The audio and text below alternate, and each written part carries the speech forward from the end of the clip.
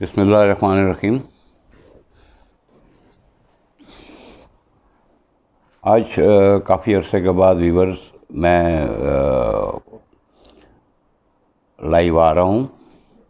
میں اپنے تمام ویورز کا اور اپنے تمام چاہنے والوں کا جو یونین آف جرنلسٹ کو دیکھتے ہیں اور ہم پر اعتماد کرتے ہیں، میں اپنا اور اپنے ساتھیوں کی طرف سے ان کا انتہائی مشکور ہوں کہ انہوں نے ہمیں برداشت کیا، انہوں نے ہماری بہت ساری خامیوں کو جو ہے نظر انداز کیا اور ہمیں بہت زیادہ پذیرائی دی۔ تو دوستو، آج دو اہم مسائل پر میں بات کرنا چاہتا ہوں اور میں انشاءاللہ آئندہ کوشش کروں گا کہ ہفتے میں 2 یا 3 بار آ کے لائیو آپ لوگوں کو علاقائی مسائل پر جو میری دانست میں درست ہوگا وہ آپ کے سامنے بیان کر دیا جائے گا۔ سب سے پہلے تو جو بڑا مسئلہ اس وقت ہمارے لوگوں کے اندر موجود ہے وہ ہے T5 میں بھرتیوں کا۔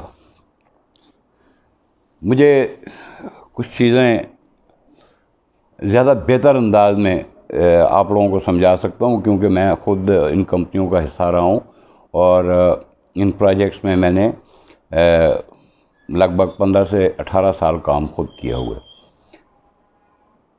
تو دوستو، گزشتہ دنوں میں جو کچھ غازی کے عوام کے ساتھ ہوا وہ شاید تاریخ میں پہلی بار، غازی کی تاریخ میں پہلی بار اپنے حقوق مانگنے پر لوگوں کے ساتھ جس طرح سے انتظامیہ نے سلوک کیا وہ نہ صرف ہمارے لیے باعث شرم ہے بلکہ انتظامیہ کے لیے بھی باعث شرم ہے۔ کے پولیس کا ایک امیج تھا کہ وہ دوسرے صوبوں سے زیادہ اچھی پولیس ہے، اور واقعی تھی۔ اس بات کی گواہی میں دوں گا کہ کے پولیس اور خاص طور پر ہزارہ کے اندر بڑے اچھے آفیسر، بہت اچھے لوگ موجود ہیں جنہوں نے ہمیشہ کوشش کی ہے کہ عوام کی عزت نفس کا خیال کیا جائے۔ نامعلوم وجوہات ہیں کہ ایسا کیوں ہوا، اور میں یہ سمجھتا ہوں کہ اس چیز کی انکوائری لازمی ہونی چاہیے کہ آخر حق مانگنا کیسے جرم بن گیا۔ اور اگر اس کا تھوڑا سا میں آپ کو پیچھے لے کے جاؤں تو محترمہ نے پہلے کوشش کی، AC صاحب انوالو ہوئے، DSP صاحب انوالو ہوئے، واڈا کی انتظامیہ انوالو تھی۔ انہوں نے یقین دہانی کرائی کہ آپ لوگوں کے حقوق کا تحفظ کیا جائے گا، لیکن اس کے بعد واپڈا کے آفیسروں نے وہ جو 72 سیٹیں اپروو تھیں تربیلا ڈیم میں امپلائیز کے لیے، تربیلا امپلائیز میں، اس کو انہوں نے ختم کر دیا، جس سے بات آگے بڑھنی شروع ہوئی کہ آخر کیا وجہ ہے کہ ضرورت 72 آدمیوں کی ہے اور واپڈا نے وہ سیٹیں ہی abolish کر دیں۔ اس کے پیچھے آخر کچھ نہ کچھ تو تھا اور ہے۔ مبینہ طور پر جو غازی کے عوام کے میں زبان زد و عام ہے کہ مبینہ طور پر واپڈا کے آفیسر رشوت لیے بغیر لوگوں کو بھرتی نہیں کرتے، چونکہ لوگ دبے لفظوں میں ہمارے سامنے کہتے تو ہیں کہ ہم سے اتنے پیسے لے کے ہمیں بھرتی کیا گیا، لیکن ان کی اپنی مجبوریاں ہیں، اور یہ آپ لوگ بھی سمجھتے ہیں کہ کوئی شخص بھی جس نے پیسے دے کے بھرتی ہوا ہو وہ میڈیا پر آ کے اپنی بات کہنے کو تیار نہیں ہے، کیونکہ اگر وہ یہ بات کہے گا تو نہ صرف اس کی نوکری جائے گی، اور اس دور میں کسی شخص کی نوکری جانا میں تو نہیں سمجھتا کہ ہم ایسے لوگوں کی خفیہ ویڈیوز بنا لیں، اور یہ ویسے بھی صحافت کی زبان میں یا صحافت کے معیار کے مطابق نہیں ہے کہ آپ کسی کو بتائے بغیر اس کی ویڈیو بنا کے اس کو اپنے لیے یوز کریں۔ اس کے ساتھ میں انتظامیہ سے یہ گزارش کروں گا کہ دیکھیں آپ کہ یہ دھرنا کیوں ہوا اور یہ بات یہاں تک کیوں پہنچی۔ اس میں وابڈا کتنا قصوروار ہے، محترمہ کتنی قصوروار ہیں، اور انتظامیہ کتنی قصوروار ہے، کیونکہ یہ کام ایسے نہیں چلے گا۔ دیکھیں، چائنا ہمارا بہت ہی درینہ دوست ہے۔ میں نہیں سمجھتا کہ چائنیز تک یہ بات صحیح طریقے سے پہنچائی گئی ہے۔ اور پھر آپ ذرا تھوڑا سا پیچھے چلے جائیں، ٹی جے وی کے زمانے میں 20,000 سے اوپر ورکر یہاں کام کرتے تھے، جس میں سارے پاکستان سے لوگ تعلق رکھتے تھے، لیکن زیادہ تعداد جو ہے وہ علاقائی لوگوں کی تھی، کیونکہ کیمپس بہت زیادہ موجود نہیں تھے، اور کیمپوں میں زیادہ سے زیادہ 6 سے 7 ہزار آدمی رہتے تھے، باقی تقریباً سارے لوکل ہوتے تھے۔ اسی طرح جی پی سی جب آئی، جب یہ غازی بروٹا کی نہر بنی تو تب بھی یہی حال تھا، اور اس سے پہلے بھی ہونڈائی کمپنی نے یہاں کام کیا، اس وقت بھی یہی پوزیشن برقرار تھی۔ لیکن جب سے T4 اور یہ اب T5 جس کا کام ابھی حال ہی میں شروع ہونے والا ہے، یہ آئے ہیں، تو یہ معاملات جو ہیں وہ بگڑتے ہی جا رہے ہیں۔ تو میں نے اس سے پہلے بھی محترمہ ارم رشید صاحب سے یہ ریکویسٹ کی تھی کہ آپ بجائے یہاں پر احتجاج کرنے کے، آپ کسی ایسے فورم پر چلے جائیں جہاں تک چائنیز گورنمنٹ کو اور چائنیز کے ہائی آفیشل کو اصل صورتحال بتائی جائے۔ اب مجھے سمجھ نہیں آتی ہے کہ ایک کمپنی جو ہے اس کو باہر سے لا کے بندے بھرتی کر کے کام کرانے میں کون سا فائدہ ہے، کہ اس کو ان کو رہائش بھی دینی پڑے گی، ان کے وہاں کیمپس کا انتظام بھی کرنا پڑے گا، بجلی کے بلز ہیں، کیمپ میں رہائش کے اخراجات ہیں، کیمپوں کو مینٹین کرنا ہوتا ہے، پھر میسز کے لیے سبسڈی دینی پڑتی ہے، اس میں بھی ان کے لاکھوں روپے ماہانہ خرچ ہوتے ہیں۔ اس کے علاوہ ایک ورکر جو ہے وہ اگر سندھ سے آ رہا ہے یا جنوبی پنجاب سے آ رہا ہے یا دور دراز علاقے سے آ رہا ہے، تو لاموالا وہ بھی مہینے میں 4-5 چھٹیاں کرے گا۔ اور جو لوگ ملٹی نیشنل کمپنیوں میں کام کر چکے ہیں، اور خاص طور پر کنسٹرکشن کے کاموں میں، ان کو معلوم ہے کہ کمپنیز زیادہ چھٹی افورڈ نہیں کر سکتی، ان کے لیے وہ ورکر جو ہے وہ اہم نہیں ہوتا ہے جو مہینے میں 4-5-6 چھٹیاں کرے، کیونکہ یہاں کی ایک روایت رہی ہے کہ یہاں چھٹی کے دنوں میں بھی جو ہے وہ کام کیا جاتا ہے۔ تو میری یہ گزارش ہے، وابڈا سے بھی میری یہ گزارش ہے، حکومت پاکستان سے بھی، اور میری گزارش حکومت چائنا سے بھی ہے کہ خدا را جن لوگوں کی زمینیں گئیں، جن لوگوں کے آباء و اجداد کی قبریں پانی کے نیچے موجود ہیں، جنہوں نے پاکستان کے لیے ہر دفعہ قربانی دی، میں یہاں تک کہتا ہوں کہ جو قربانی اس علاقے کے لوگوں نے دی ہے پاکستان کے لیے، پاکستان کو روشن رکھنے کے لیے، پاکستان کی فیکٹریوں کو پاور سپلائی کے لیے، پاکستان کے لوگوں کو اندھیروں سے اجالوں میں لانے کے لیے، وہ شاید پاکستان کے کسی اور علاقے نے آج تک نہیں دی۔ یہ تو مسئلہ ہو گیا نمبر 1۔ اب جو میں گزشتہ کچھ دنوں میں جو کچھ ہو رہا ہے، اور یہاں تک کہ ان خبروں کو ایسے دبایا جاتا ہے کہ میڈیا تک بھی یہ خبریں نہیں پہنچ سکیں۔ مجھے آج ہی معلوم ہوا ہے کہ گزشتہ 6 دن پہلے وابڈا کالونی میں ڈاکہ پڑا۔ اب بہت ہی سوچنے کا یہ مقام ہے، وابڈا کالونی اور ڈاکہ، جہاں سینکڑوں چوکیدار یا سیکورٹی گارڈ جن کو یہ کہتے ہیں، ان کو وابڈا سیلری دیتا ہے، اور وہ 24 گھنٹے وہاں پر حفاظت کے لیے موجود ہوتے ہیں۔ اس کے بعد ہمارا تھانہ غازی بھی وابڈا کالونیز کی حدود میں ہے۔ کہیں سے ایسی کوئی جگہ نہیں ہے جہاں سے آپ ڈاکہ مار کے اور فرار ہو سکیں.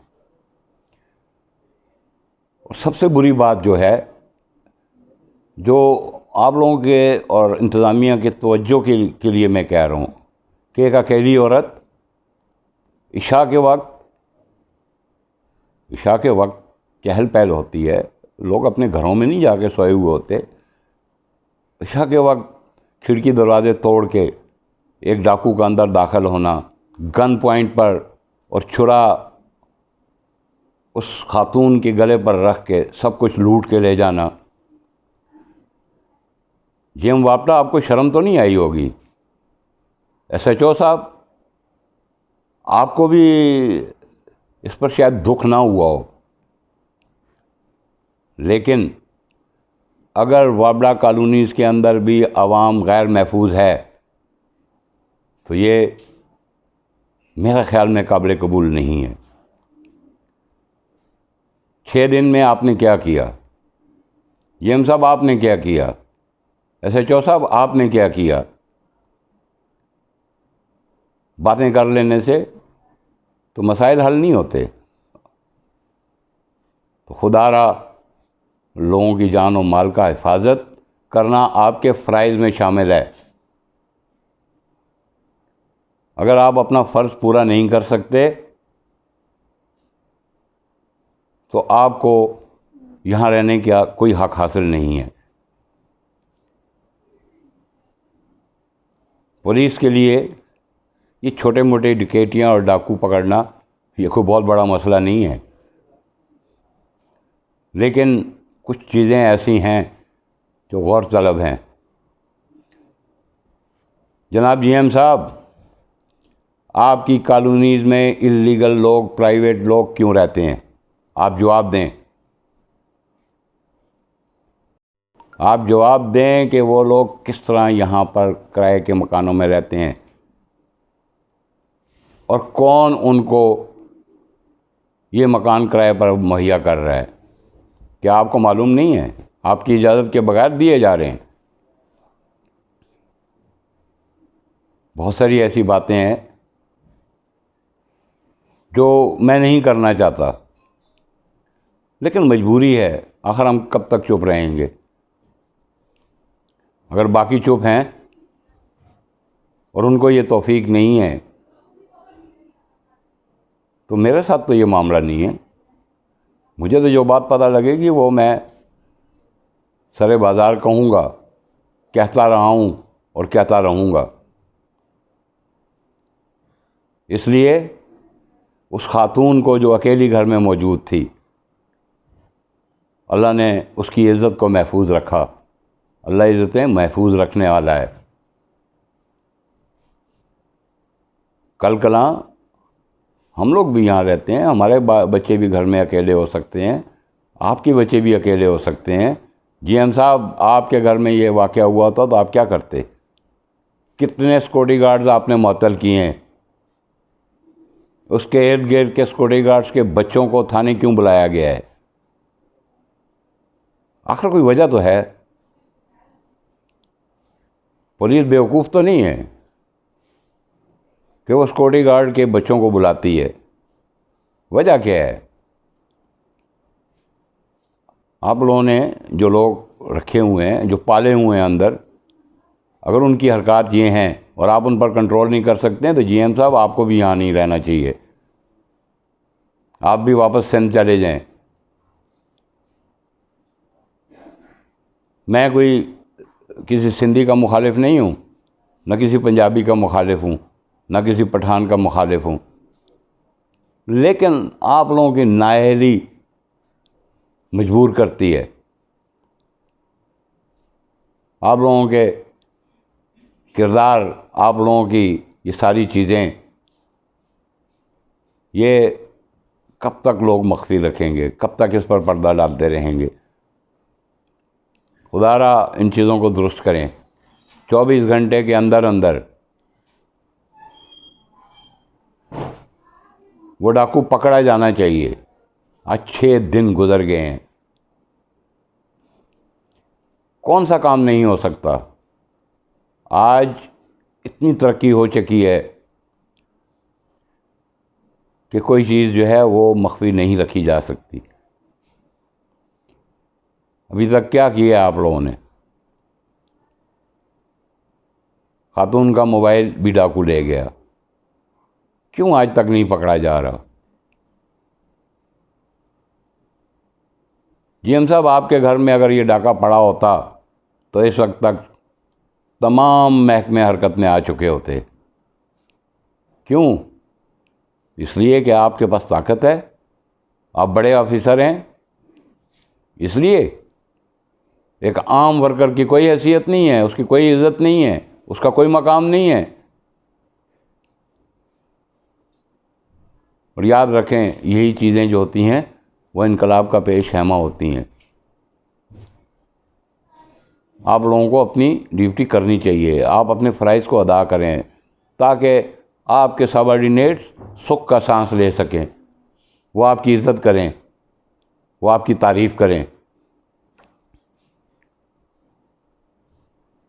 اس کے ساتھ ہی میں اپنے ویورز کا انتہائی مشکور ہوں، یقین کریں میں تہہ دل سے مشکور ہوں کہ جو عزت یونین آف جرنلسٹ کو ان لوگوں نے بخشی ہے وہ شاید میرے تصور میں بھی کبھی نہیں تھی۔ اور میں آپ سے وعدہ کرتا ہوں کہ انشاءاللہ آج تک سچ کہا ہے، سچ کہنے سے ڈرتا نہیں ہوں اور سچ کہتا رہوں گا۔ یہ چھوٹی موٹی جو میرے اوپر حملے شملے اور یہ چیزیں ہوتی ہیں یہ میں برداشت کر لوں گا، پہلے بھی کرتا رہا ہوں، جیل بھجوایا گیا 2 دفعہ تب بھی برداشت کیا، 2 دفعہ ان دنوں میں میرے اوپر حملہ کرایا گیا وہ بھی برداشت کیا، لیکن آپ گوار ہیں نا، میں نے سر نہیں جھکایا، میں نے لگی لپٹی نہیں رکھی، میں نے جو سچ سمجھا وہ میں نے آپ کے سامنے بیان کر دیا، اور آئندہ بھی انشاءاللہ میں کوشش کروں گا کہ سچ بیان کرتا رہوں۔ والسلام۔ امید ہے کہ آپ کو میری یہ تلخ باتیں بری نہیں لگی ہوں گی۔